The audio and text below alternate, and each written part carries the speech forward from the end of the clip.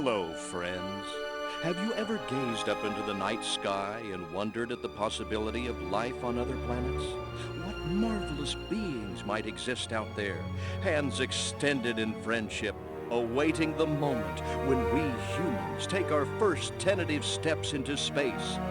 What tales will be told of that glorious day when we are first contacted by our brothers from beyond the stars?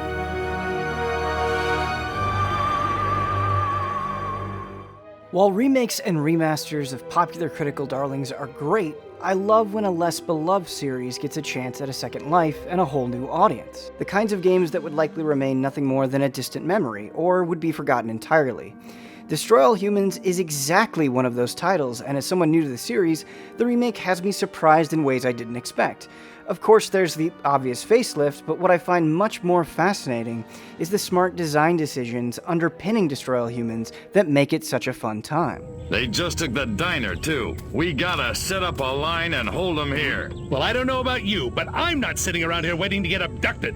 Keep your panties on, Mary. I just got a word over the radio. There's an army convoy right outside this town. With tanks. With a name that implies wiping out the entire population of Earth, it isn't odd to assume the game is about constant destruction, and the first mission, which is coincidentally the demo mission, certainly gives off that impression.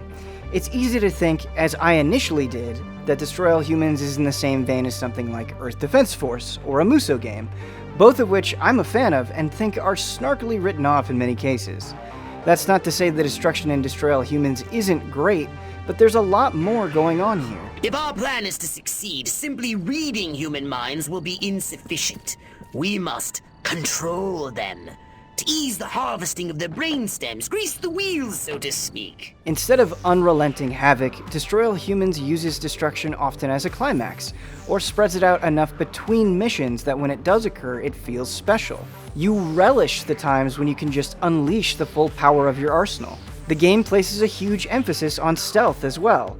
Instead of the stealth feeling like it could be pulled from any other game, such as having you avoid light or encourage you to hide in discreet locations, it goes out of its way to couch the mechanics in the irreverent tone present everywhere else. To successfully infiltrate locations, you use what is known as a holobob, to essentially transform yourself into any given individual.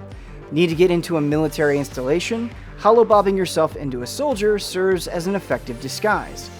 The word holobobbing, by the way, is enjoyably dumb, and I wish there were opportunities to use it outside of the context of this video. To keep the disguise up and running, you need to scan the minds of unsuspecting humans. You have the ability to wipe an individual's memories or force them to uncontrollably dance as a distraction. This is all appropriately alien, and such a strong commitment to the concept goes a long way in making the game feel unique. There's definitely a reasonable argument that the stealth sections are too simplistic, especially since there are plenty of examples of games blending stealth and action so well. Here, it can be rigidly and frustratingly separated, but for a game that initially came out in 2005, I think what was achieved has notably respectable qualities. Move out, man! Move! I don't know, but I've been told. Joe McCarthy's good as gold. When Destroy All Humans does cash in on the mayhem, it goes out of its way to really sell it visually. Using psychokinesis, you can pick up humans and objects, throwing them with reckless abandon. The Zap-O-Matic flings forth a giant arc of electricity, and the disintegrator ray melts enemies until you see nothing more than skeletal remains. The ion detonator creates glorious explosive pink spheres of destruction, and your flying saucer shoots a death ray that can quite literally obliterate entire cities. While there is undoubtedly plenty of joy to be found in the revelry of chaos, how far Destroy All Humans pushes players beyond that is surprising. One of my biggest pet peeves in gaming is when skill trees or other similar character progression feels so inconsequential, when upgrading your character doesn't lead to immediately tangible benefits. Improving your character or saucer in this game can be dramatically helpful. Even tame upgrades carry you a long way.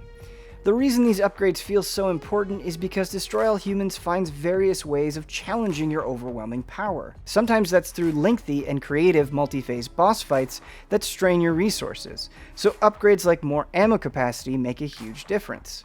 In another instance, you have to defend two separate points at the same time, so being able to move around quickly by having an improved dash is beneficial. The fact that Destroy All Humans is able to alternate between cathartic widespread destruction and specifically demanding challenges is impressive and prevents things from getting too tiring. How short missions are also contributes to the swift, refreshing pace. The game is totally fine with presenting a main idea and moving on, even if that idea only needs to last 10 minutes. Did you see what I saw?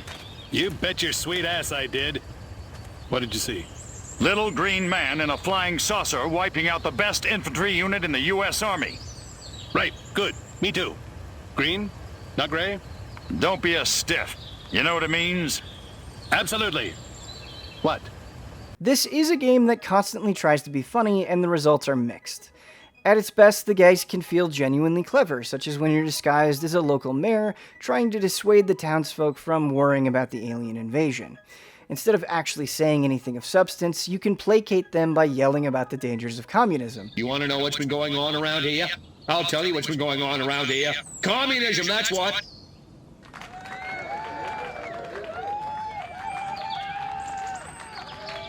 Many other lines don't offer nearly the same amount of wit, doing little more than referencing a stereotype. The dialogue can sometimes come across like a family member you see at holidays every once in a while, the one that everyone just kind of rolls their eyes at or tries to awkwardly move the conversation on from. Shock humor, or even just humor that deals with taboo subjects, can be immensely funny, but here it just feels lazy. Simply referencing something isn't usually enough. Yes, this is a remake of a 2005 game, but considering some of the humor does have thought behind it, the instances that don't stand out even more. Man, oh man, she may be the dumbest Miss Rockwell ever.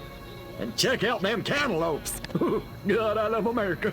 Still, Destroy All Humans is absolutely worth taking a look at, and after playing through it, I honestly think the series has so much potential. It's amazing how much smart design, creative weaponry, and a relatively unique style can combine into such a blast of a time. It's a game that deserves a second chance, and I hope to see more in the future.